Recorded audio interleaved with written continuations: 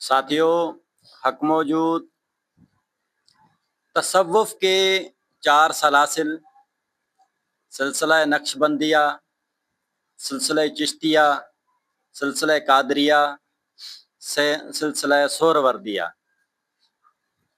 ہم نے ان پر الگ الگ گفتگو کی ہے۔ آج ہم گفتگو کریں گے سلسلہ نقش بندیہ کے متعلق۔ سلسلہ نقش بندیہ کا نام خواجہ خواجگان خواجہ سید بہاؤالدین نقشبند رحمۃ اللہ علیہ سے پہلے اس سلسلے کا نام تھا سلسلہ صدیقیہ۔ تو حضرت خواجہ خواجگان سید بہاؤالدین نقشبند رحمۃ اللہ علیہ نے اس صدیقیہ سلسلے میں اتنی اظہاری فرمائی کہ یہ صدیقیہ سلسلہ ان کے بعد سلسلہ نقش بندیہ کہلانے لگا۔ خواجہ سید بہاؤالدین نقشبند رحمۃ اللہ علیہ، ان کی پیدائش قصر عارفان میں ہوئی، جو بخارا کا ایک شہر ہے، اور بخارا ازبکستان کا ایک شہر ہے۔ تو ان کی جو پیدائش ہوئی 718 ہجری میں۔ واقعہ کچھ اس طرح ہے کہ قصر عارفان میں سماسی بابا آیا کرتے تھے، تشریف فرما ہوا کرتے تھے، اور آپ فرماتے تھے کہ اس شہر سے مجھے ایک مرد کامل کی خوشبو آتی ہے۔ میں جب بھی اس شہر میں آتا ہوں تو مجھے ایک مرد کامل کی خوشبو آتی ہے، آپ اس طرح فرمایا کرتے تھے۔ پھر 718 ہجری میں جب آپ تشریف فرما ہوئے تو آپ نے فرمایا کہ آج مجھے محسوس ہو رہا ہے کہ جس کی مجھے خوشبو آیا کرتی تھی وہ بچہ اس دنیا میں آ چکا ہے۔ آپ وہیں پر تشریف فرما تھے۔ آپ کے خلیفہ اور مرید تھے حضرت امیر کلال رحمۃ اللہ علیہ، ان کے پاس آپ رکتے تھے۔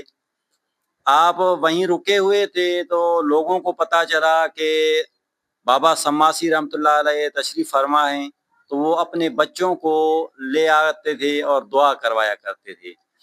تو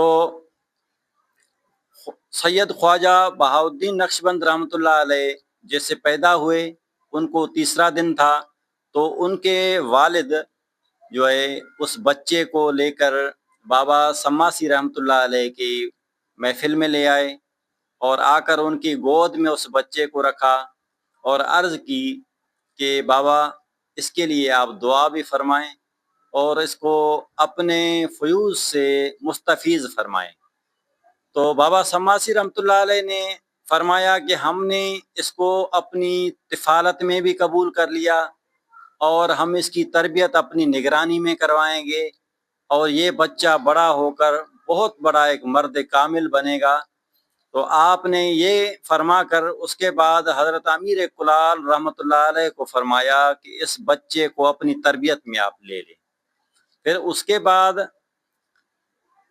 حضرت خواجہ بہاؤالدین نقشبند رحمۃ اللہ علیہ، ان کی تربیت حضرت امیر کلال رحمۃ اللہ علیہ نے کی، اور آپ کا نام ہے محمد، اور آپ حضرت امام جعفر صادق رضی اللہ تعالیٰ عنہ کی اولاد میں سے سید ہیں، سید گھرانے سے تعلق رکھتے ہیں۔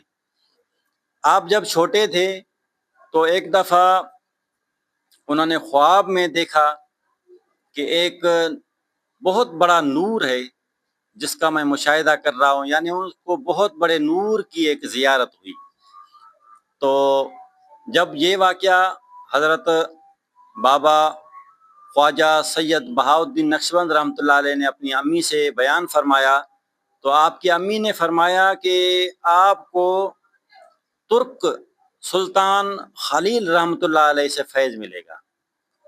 تو پھر آپ نے 12 سال پورے یہ زمانے کے جو معاملات ہیں، ادب ہے، رہنا سہنا، تہذیب، اٹھنا بیٹھنا، یہ ساری کی ساری تربیت سلطان خلیل رحمۃ اللہ علیہ سے، ترک بابا جن کو کہتے ہیں، ان سے حاصل کی۔ اور 12 سال تک کا عرصہ ان کے پاس گزارا۔ اور آپ جو مرید تھے وہ حضرت امیر کلال رحمۃ اللہ علیہ کے تھے، اور ان کو جو خلافت ملی وہ بھی حضرت امیر کلال رحمۃ اللہ علیہ سے ملی۔ اور آپ نے خواجہ عبد الخالق مجتبی رحمۃ اللہ علیہ سے بھی فیض حاصل کیا۔ یہ حضرت خواجہ سید خواجہ بہاؤالدین نقشبند رحمۃ اللہ علیہ کے مجاہدات کا تذکرہ ہو رہا ہے۔ اور یہاں پہ میں عرض کرتا ہوا چلوں کہ نقشبندیہ سلسلے میں ذکر بالجہر تھا۔ حضرت سیدنا ابو بکر صدیق رضی اللہ تعالیٰ عنہ سے لے کر سید بہاؤالدین نقشبند رحمۃ اللہ علیہ تک ذکر بالجہر تھا۔ جس طرح قادریہ سلسلے میں ذکر بالجہر ہے تو صدیقیہ سلسلے میں بھی اسی طرح تھا، لیکن خواجہ سید بہاؤالدین نقشبند رحمۃ اللہ علیہ کے بعد پھر اس ذکر کی نوعیت تھوڑی چینج ہو گئی اور وہ پھر ذکر خفی میں تبدیل ہو گیا، یعنی ان کے بعد جو سلسلہ نقشبندیہ کہلانے لگا اس میں ذکر بالجہر نہیں ہے بلکہ ذکر خفی ہے، دل کے اندر ہی ذکر پڑا جاتا ہے۔ آپ کے جو فرمودات ہیں ان فرمودات میں سے کچھ عرض ہیں کہ آپ فرماتے ہیں کہ جس نے بھی حضور نبی کریم رؤوف الرحیم صلی اللہ تعالیٰ علیہ وآلہ وسلم کے طریقے کو چھوڑا اور منہ پھیر لیا تو اس میں خطرہ ہے، یعنی حضور نبی کریم صلی اللہ تعالیٰ علیہ وآلہ وسلم کا جو طریقہ کار تھا، مکمل طریقہ کار، اسوہ حسنہ جس کو کہتے ہیں، آپ فرماتے ہیں جس نے اس اسوہ حسنہ کو چھوڑا یقیناً وہ خطرے میں چلا گیا۔ آپ کا دوسرا فرمان ہے، آپ فرماتے ہیں کہ ادب طریقت کا نام ہے، یعنی طریقت نام ہے ادب کا۔ اب ادب کس کا؟ پہلے تو اللہ تعالیٰ کا ادب، اور دوسرا حضور نبی کریم صلی اللہ تعالیٰ علیہ وآلہ وسلم کا ادب، اور تیسرا اپنے پیر کا ادب۔ جس کے اندر یہ تینوں ادب ہیں وہی با مراد ہوگا، ورنہ بے مراد لوٹے گا، بھلے جتنی بھی عبادت کر لے۔ ایک مرید نے آپ سے پوچھا کہ عبادت میں یکسوئی پیدا نہیں ہوتی، حضور کیا کریں؟ تو آپ نے فرمایا کہ جو تم کھانا کھاتے ہو نا وہ حلال کا کھاؤ تو عبادت میں یکسوئی خود بخود پیدا ہوگی۔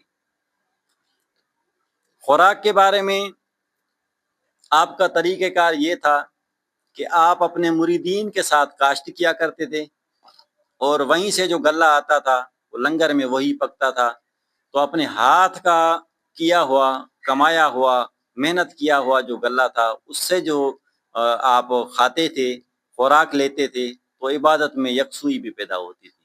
آج کل تو ہمارے پاس یہ توازن نہیں رہا، اور امید ہمیں یکسوئی کی بہت بڑے اعلیٰ درجے کی ہے، تو اس لیے نصیب بھی نہیں ہو رہی۔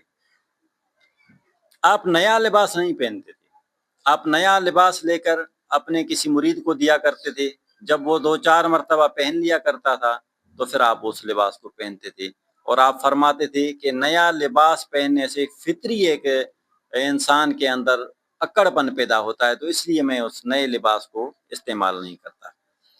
آپ فرماتے ہیں کہ اللہ تعالیٰ کے 99 نام ہیں۔ اب وہ جو 99 نام ہیں وہ ذاتی طور پر اللہ تعالیٰ کے نہیں ہیں، وہ اللہ تعالیٰ کے صفاتی نام ہیں۔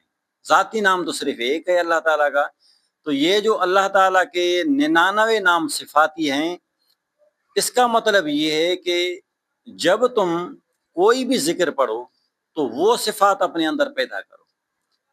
مثلا تم پڑھتے ہو رزاق یا رزاق، تو تمہارے اندر وہ توکل بھی رزق کی پیدا ہونی چاہیے۔ جس طرح کشف المحجوب میں حضرت دادا گنج بخش علی حجویری رحمۃ اللہ علیہ فرماتے ہیں ایک بزرگ کا نام لے کر، تو اس بزرگ نے کہا کہ جب مجھے پتا چلا کہ اللہ تعالیٰ کی ذات بابرکات رازق ہے، تو اس دن کے بعد پھر میرے اندر سے رزق کی جو گنجائش تھی، یعنی رزق کے متعلق جو خدشات تھے وہ دور ہو گئے۔ تو آپ فرماتے ہیں کہ جب یا رزاق پڑھو تو تمہارے اندر سے خدشات بھی نکلنے چاہیے، اور توکل ہونی چاہیے کہ اللہ تعالیٰ کی ذات بابرکات رازق ہے، میں نے صرف کوشش کرنی ہے۔ تو اسی طرح اللہ تعالیٰ کے جو 99 نام ہیں وہ صفاتی نام ہیں، وہ سارے کے سارے نام وہی صفات الہیہ اپنے اندر پیدا کرو۔ جو بھی نام آپ جپو پڑھو تو اس کا اثر تمہارے دل میں پیدا ہونا چاہیے، جس طرح یا رزاق کا میں نے عرض کر دیا۔ آپ فرماتے ہیں کہ اے طالب حق، استقامت کے طالب بنو، کرامت کے نہیں بنو۔ آپ فرماتے ہیں کہ جب آپ کو کوئی تکلیف آئے تو اس وقت اپنے حال کو قائم رکھنا، یہ استقامت کہلاتی ہے۔ اس وقت تکلیف آئے اور اپنی کرامت کو استعمال کر کے اس تکلیف سے نجات حاصل کر لو، یہ طالب حق کا کام نہیں۔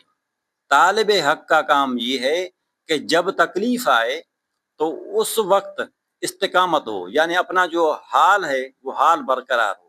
جس طرح حضرت سیدنا غوث پاک رضی اللہ تعالیٰ عنہ کا ایک جہاز آ رہا تھا سامان کا، تو جو سامان آ رہا تھا تو منشی نے بتایا کہ سرکار جو سامان آپ کی طرف آ رہا تھا وہ سارا خراب نکلا، آپ کا اتنا نقصان ہوا، تو آپ کی کیفیت نہیں بدلی، اللہ تعالیٰ کا شکر ادا کیا۔ پھر دوسری مرتبہ کوئی اور جہاز آیا تو اس منشی نے عرض کی کہ قبلہ آپ کا یہ جہاز آیا ہے، اس میں آپ کو اتنا منافع ہوا ہے، تو آپ کی کیفیت وہی تھی۔ تو اس شخص نے بھی یہی سوال کیا کہ قبلہ آپ کی کیفیت کیوں نہیں بدلی؟ تو آپ نے فرمایا کہ طالب حق کو استقامت ہونی چاہیے۔ اس طرح خواجہ بہاؤالدین نقشبند رحمۃ اللہ علیہ فرماتے ہیں کہ طالب حق اپنے اندر استقامت پیدا کرے، جب کوئی تکلیف آئے تو صبر اور شکر کا حال رکھے قائم، کرامت کو استعمال کر کے اس تکلیف سے نجات حاصل نہ کرے۔ اس کی مثال، سب سے بڑی مثال، حضرت امام حسین علیہ السلام، جب ان کے اوپر تکلیف کا وقت آیا تو انہوں نے استقامت قائم کر کے دکھائی۔ بہرحال یہ ہمارے لیے سبق ہوتا ہے، ان کا مقام کہیں اور بلند تھا۔ اسی طرح آپ فرماتے ہیں کہ پیر کی صحبت اختیار کرو۔ جب پیر کی صحبت اختیار کرو گے تو تمہارے نفس کے اوپر اس کے روح کی پلٹ ہوگی۔ آپ فرماتے ہیں کہ پیر کی صحبت کو اتنی اہمیت دو کہ اگر اس کے لیے تمہیں وظیفہ کم کرنا پڑے نا تو بے شک وظیفے کو کم کرو، لیکن اس کی صحبت کو پھر بھی اختیار کرو، اس کے لیے ٹائم نکالو۔ ایک دفعہ کا واقعہ ہے، تیمور لنگ جو تھا وہ کہتے ہیں کہ وہ سید بہاؤالدین نقشبند رحمۃ اللہ علیہ کے ساتھ پڑھا تھا، تو دوست بھی تھے اپنی جگہ پہ، ہم کلاسی بھی تھے۔ ایک دفعہ کا واقعہ ہے کہ وہ تیمور لنگ ویسے آیا کرتا تھا آپ کے ہاں، اور آپ بھی کبھی کبھی ان کے پاس جایا کرتے تھے، لیکن بہت کم۔ ایک دفعہ آپ کسی قالین پر بیٹھے ہوئے تھے، وہ قالین تھا بلیک رنگ کا، تو تیمور لنگ آیا اور اس قالین پر بیٹھا، اور اس تیمور لنگ نے حافظ شیرازی کا ایک شعر پڑھا۔ اس کا مطلب یہ ہوتا ہے کہ اگر کسی کی قسمت کالی ہے تو پھر اسے زمزم سے بھی اگر دھلا دو تو پھر بھی اس کی قسمت سفید نہیں ہوگی۔ یہ شعر تھا حافظ شیرازی کا جو تیمور لنگ نے پڑھا، تو اس پر خواجہ سید بہاؤالدین نقشبند رحمۃ اللہ علیہ نے زور سے ہاتھ اس قالین پر مار کر فرمایا کہ کالے بھی سفید ہوتے ہیں، پر شرط یہ ہے کہ کوئی کامل ہو جو اس کو سفید بنائے۔ تو جیسے انہوں نے اس قالین پر تھپڑ مار کر یہ الفاظ فرمائے تو وہ قالین جو بلیک تھا وہ سفید ہو گیا۔ تو تیمور لنگ اسی وقت وہ پچھتایا، اس نے کہا میں نے کسی اعلیٰ مرتبے والے کے سامنے بیٹھ کر ایک بات کی ہے۔ بہرحال آپ فرماتے ہیں کہ غصہ کیا ہے؟ آپ فرماتے ہیں کہ جو عورت گھر میں غصے کی صورت میں کھانا پکاتی ہے تو اس کے گھر میں کبھی بھی رزق میں برکت پیدا نہیں ہوگی۔ اور آپ فرماتے ہیں کہ غصے کا کھانا جو ہے نا وہ انسان کے حال کو پست کرتا ہے۔ ایک دفعہ کا واقعہ ہے کہ آپ کے پاس ایک کھانا لایا گیا، آپ نے وہ نوش نہیں فرمایا، خرد نہیں فرمایا، آپ نے فرمایا کہ نہیں یہ جس عورت نے پکایا ہے نا تو وہ غصے کی حالت میں اس نے پکایا ہے، تو اب جب میں یہ کھاؤں گا تو میرا حال بھی جو ہے نا وہ اچھا نہیں رہے گا، تو اس لیے آپ نے وہ نہیں کھایا۔ اور آپ نے فرمایا کہ جب غصہ ہو تو اس وقت کھانا مت پکایا کرو اور غصے کی صورت میں کھانا مت کھایا کرو، پانی پیو تاکہ تمہارا غصہ اتر جائے۔ ایک دفعہ کا واقعہ ہے کہ آپ کے لنگر کھانے کی میں جو کام کیا کرتا تھا، قطب الدین اس کا نام تھا، تو اس قطب الدین کا ایک واقعہ ہے کہ ایک دفعہ آپ نے اس قطب الدین سے فرمایا کہ لنگر میں جو جتنے کبوتر ہیں ان کو ذبح کرو اور اس سے سالن پکاؤ، تو یہ جو مریدین ہیں وہ کھائیں گے، لنگر کھائیں گے۔ تو قطب الدین نے کیا کیا کہ وہ جو کبوتر تھے ان کو ذبح کرنا شروع کیا، تو ایک کبوتر جو تھا اس کو جو دیکھا تو وہ بڑا خوبصورت تھا، تو قطب الدین نے کیا کیا کہ اس کبوتر کو ذبح نہیں کیا، اس کو جا کے الگ کر کے رکھ دیا اور کھانا پک گیا۔ اور سید بہاؤالدین نقشبند رحمۃ اللہ علیہ کی عادت مبارکہ تھی کہ وہ کھانا جو ہے وہ خود تقسیم فرمایا کرتے تھے۔ آپ کیا کرتے، ایک روٹی دیتے مرید کو، پھر اس کے اوپر سالن رکھ کے دیتے، تو مریدین کی لائن لگی ہوئی تھی، آپ ایک ایک کر کے ان کو اپنا لنگر دے رہے تھے۔ تو قطب الدین کی جب باری آئی تو قطب الدین نے روٹی سامنے پیش کی، تو آپ نے فرمایا کہ تم نے اپنے حصے کا سالن رکھ لیا ہے، اس لیے تمہیں سالن نہیں ملے گا۔ تو قطب الدین نے کہا کہ قبلہ میں نے کب رکھا ہے؟ تو آپ نے فرمایا کہ وہ جو کبوتر تم نے رکھ دیا اپنے حصے سے کہیں زیادہ رکھ لیا ہے، اب جاؤ تمہیں نہیں ملے گا۔ تو آپ اہل بصیرت شخص تھے اور اپنے مریدین کی جو تربیت فرمایا کرتے تھے وہ بھی بڑے پیارے انداز سے، اور فرماتے ہیں کہ جو آپ کا طریقہ کار تھا اس میں زیادہ سے زیادہ زور جو دیا جاتا تھا وہ تقویٰ اور پرہیزگاری پر دیا جاتا تھا۔ آپ شرط کے بہت خلاف تھے۔ شیخ شادی آپ کے مرید تھے، انہوں نے آپ ایک دفعہ خواجہ بہاؤالدین نقشبند رحمۃ اللہ علیہ اس شیخ شادی پر ناراض ہو گئے۔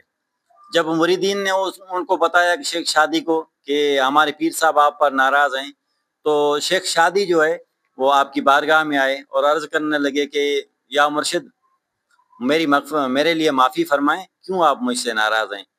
تو آپ نے فرمایا معافی فری میں نہیں ملتی، آپ ایسا کرو کچھ پیش کرو۔ تو شیخ شادی نے عرض کی کہ قبلہ میرے پاس ایک بھینس ہے، وہ میں لے کر آپ کی خدمت میں پیش کرتا ہوں، آپ مجھے معافی دیں۔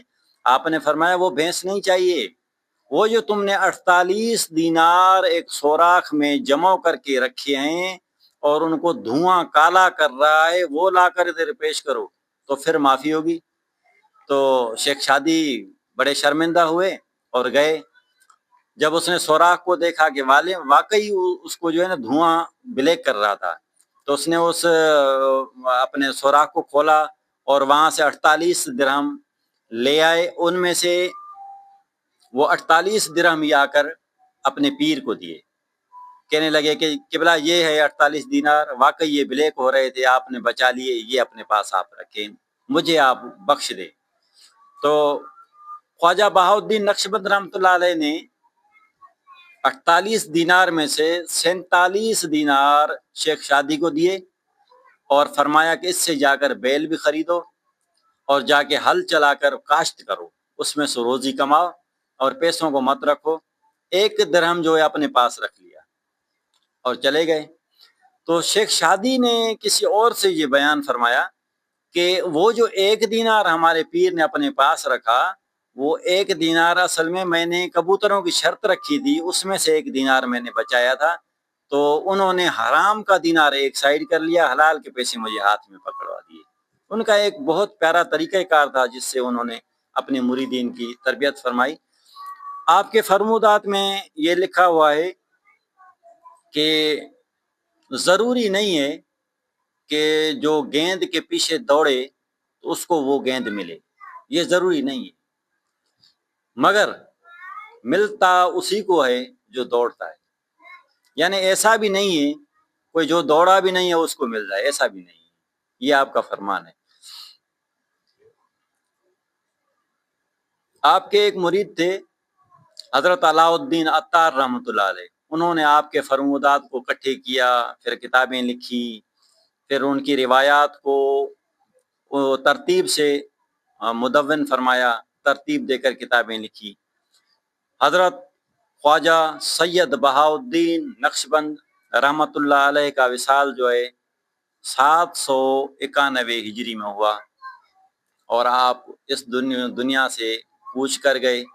آپ کا سلسلہ نقش بندیہ بڑے زور و شور سے چلا ہوا آ رہا تھا۔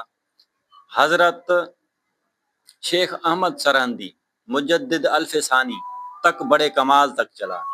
ان کے جانے کے بعد پھر ان کے مریدین جو تھے ان میں تھوڑی بہت تبدیلی آئی۔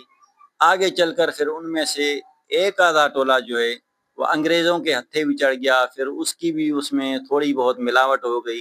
تو آج جو سلسلہ نقش بندیہ ہے اس میں کافی شاخیں ہیں، اس میں ایک دو شاخ ایسی ہے جس میں دیوبندیت کا بھی اثر ہے، تو وہ بندہ سمجھ جاتا ہے کہ اس کا بزرگان دین کے عشق سے کوئی تعلق نہیں۔ بہرحال حضرت بہاؤالدین نقشبند رحمۃ اللہ علیہ انہوں نے اتنی خدمات کی کہ جو صدیقیہ سلسلہ تھا وہ پھر بعد میں سلسلہ نقش بندیہ کہلانے لگا، اور آج تک یہ سلسلہ قائم و دائم ہے، بلکہ پوری دنیا میں چل رہا ہے۔ تو آخر میں دعا ہے اللہ رب العزت ہمیں ایسے بزرگان دین کا ادب نصیب فرمائے۔ وما علینا الا البلاغ۔